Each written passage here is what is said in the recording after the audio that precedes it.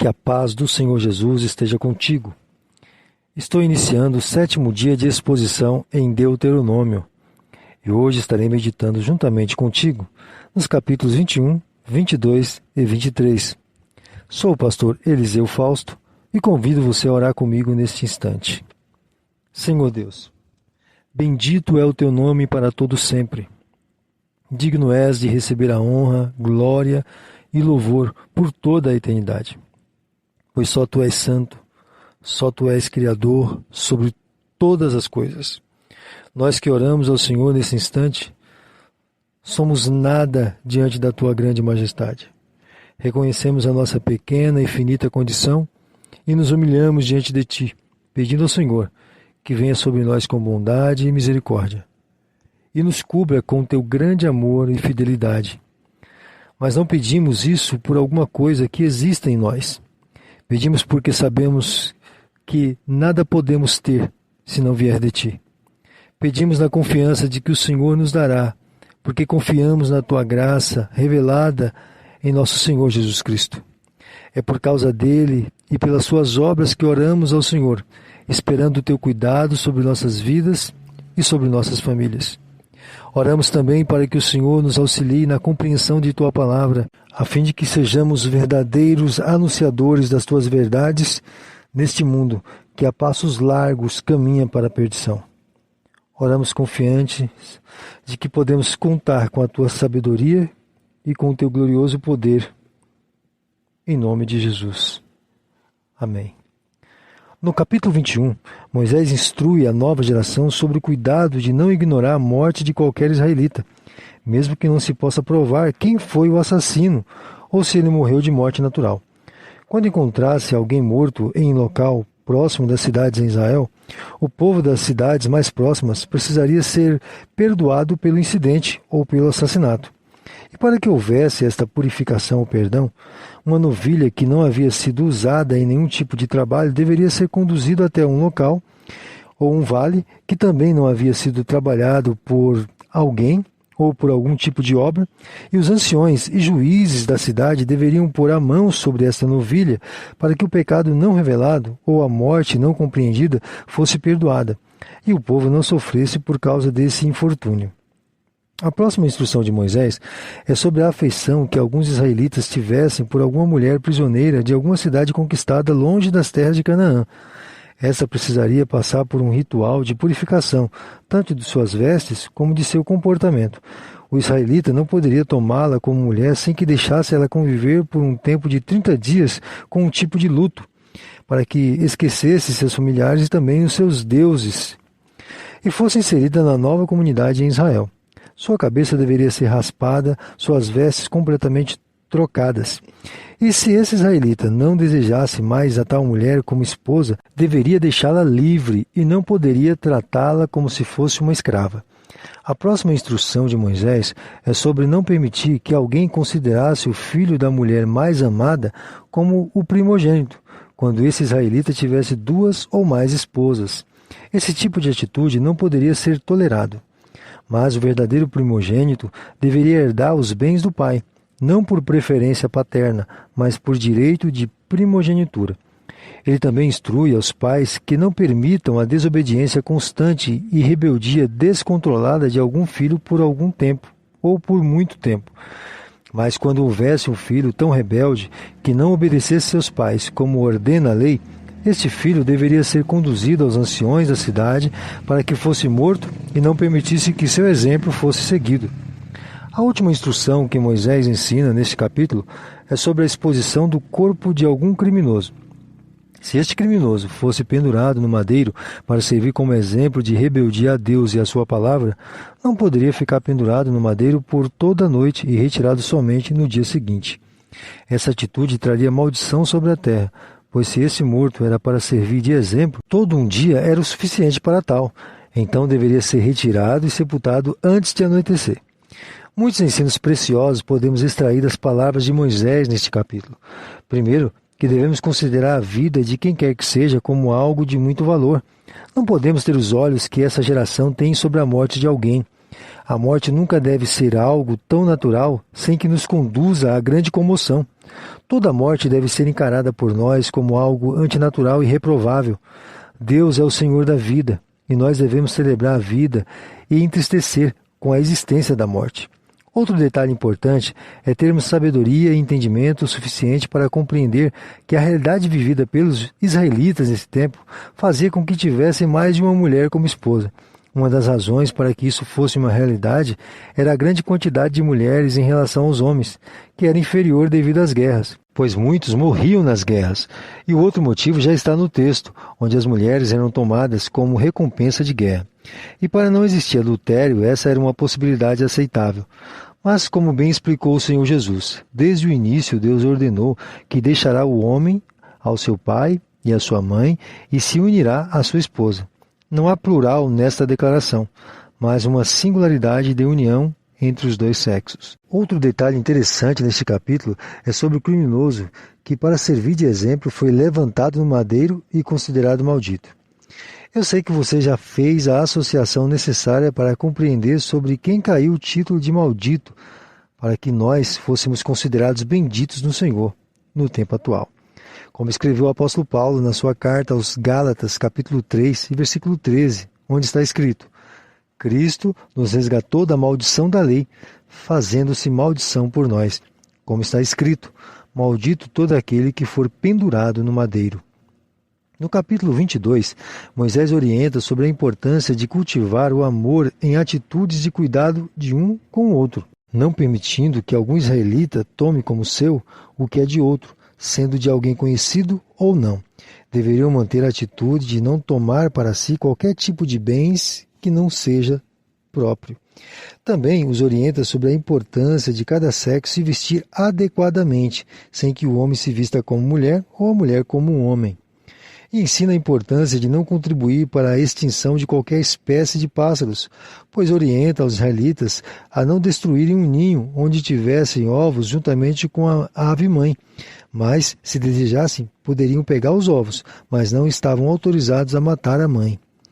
Ele conclui o capítulo com vários ensinos sobre o tratamento com as mulheres esposas, onde não deveriam tolerar entre eles um homem que acusasse a sua esposa de não ter se preservado virgem até o casamento, sendo que com o pai da moça estava a prova de sua virgindade.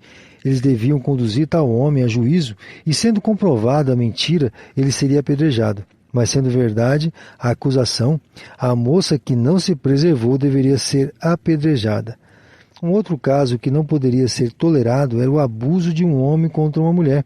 Caso esse abuso fosse cometido no campo, o homem deveria ser morto. Mas se houvesse o flagrante, o ato violento contra a mulher, o homem deveria pagar o dote necessário ao pai e teria a moça como a sua esposa por toda a sua vida. Moisés finaliza o capítulo instruindo sobre a importância do filho não desejar e possuir a mulher de seu pai, mesmo não sendo sua parente. Aqui neste capítulo, muitos ensinos foram passados por Moisés e eu queria que você pensasse comigo sobre a importância de praticarmos em nossos dias o amor demonstrado através de atitudes sinceras e altruístas, como se viu aqui. Muitas pessoas, quando encontram algo de alguém, ou melhor, algo que não seja seu, toma posse como se fosse, e não busca saber se alguém que perdeu o tal item ou bem faz parte de seu convívio próximo ou distante. Ainda mais nos dias atuais, onde a internet é um grande amigo daqueles que perdem algum item importante. Nós, como cristãos, devemos ser ativos na atitude de não tomar como nosso aquilo que é do nosso próximo.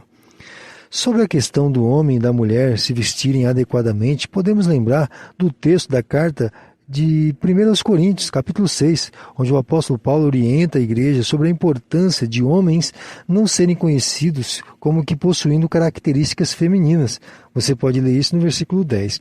O respeito de um homem para com a mulher deve ser sempre considerado como regra máxima na conduta de um cristão. Deus nos inseriu neste mundo para vivermos e desfrutarmos dele em harmonia e respeito de um para com o outro, ainda mais nós que vivemos o amor de Cristo. Deixa eu relembrar algo antes de continuar. Eu sei que você tem conhecimento de que todas as palavras que temos tido contato desde o Gênesis até aqui são peças de um único quebra-cabeça. E preciso que você mantenha esse pensamento bem solidificado. Precisamos sempre ter em mente que o Senhor Deus escolheu um povo para ser seu e tem conduzido este povo através de seu líder ungido para que sejam parecidos como filhos dele e revelasse isso para toda a humanidade. Esse era o grande peso que estava sobre o Israel que nós estamos estudando, mas infelizmente não foram fiéis como temos visto. Porém, em nossas vidas está a força e a capacitação divina através do Espírito Santo, para que possamos manifestar ao mundo que um Salvador bendito tem movido nossos corações em direção à honra e glória do Senhor. No capítulo 23, Moisés ensina que não deveriam permitir, nas reuniões no tabernáculo, pessoas que fossem castradas ou fossem filhos de um casamento proibido. Nos dois casos, só seria possível a existência desta pessoa entre os israelitas se houvesse uma união com povos idólatras, pois a atitude de castrar não fazia parte de Israel, e a união de um israelita com povos cananitas seria abominação ao Senhor. A outra proibição recai sobre os amonitas e os moabitas, que fizeram Israel padecer o julgamento de Deus, como vimos no livro de Números. Já os filhos dos israelitas com as edomitas ou egípcias poderiam cultuar ao Senhor no tabernáculo após a terceira geração desses casamentos mistos. A próxima instrução de Moisés é intrigante. Deus ordena através de seu líder que, mesmo estando em acampamento formado para a guerra, os homens que durante a noite liberassem o sêmen não poderiam continuar no acampamento, mas deveriam ficar reservados durante um dia e só depois retornariam para lá. E quando fizessem necessidades, o mais conhecido por nós como o número 2, deveriam do mesmo modo se retirar do acampamento e esconder os excrementos no solo e depois retornariam para lá. O motivo de todas essas exigências era a presença de Deus entre eles, tornando o local onde estavam um lugar santo. Moisés deixou alguns outros ensinos ao finalizar este capítulo. Ele orienta sobre não devolver um escravo que tenha fugido de seu senhor, mas deveriam cuidar deste como se fosse um dos seus. Certamente ele está se referindo de um escravo que tenha fugido de outros territórios não israelitas. Outro ensino de Moisés é sobre não permitir que houvesse em Israel nenhum tipo de prostituição, tanto prostitutas quanto prostitutos, e nem aceitar que fossem ofertado no tabernáculo qualquer quantia que fosse adquirida por alguma dessas práticas. Ele também orienta aos israelitas a não emprestar ao seu irmão qualquer valor cobrando juros, mas o contrário deveria ser feito a um estrangeiro. Orienta sobre o dever de cumprir todos os votos que fizerem diante do Senhor, pois nesses casos não houve nenhuma determinação divina para que fosse realizado algum voto, sendo algo da livre vontade da pessoa. Ele finaliza o capítulo falando sobre a generosidade ter limites. Quando algum israelita entrando em uma seara de outro, poderia comer livremente de suas frutas, mas não poderia levar para comer depois. Neste capítulo, alguns pontos devem ser considerados por nós. Primeiramente, devemos compreender que Deus estava tratando com o seu povo neste momento da história, tendo como princípio a purificação de qualquer tipo de prática idólatra. Eles precisavam ser completamente limpos de toda e qualquer prática que envolvesse os ídolos ou os deuses pagãos. Por esse motivo, Deus não permitia que qualquer pessoa participasse dos cultos ou cerimônias religiosas, ainda que estou certo que não precisava mais falar sobre isso, pois Deus, como o único Deus verdadeiro, tem todo o direito de exigir quem poderia ou não participar dos cultos ao seu nome. E é interessante que Deus, através de Moisés, deixa um ensino sobre a santidade, abrangendo toda a esfera social ou relacional do povo de Israel. Com isso, podemos compreender que o Senhor Deus não nos permite agir ou viver de forma que bem entendemos, mas precisamos, como filhos dele, agir em conformidade com seus justos e preciosos mandamentos.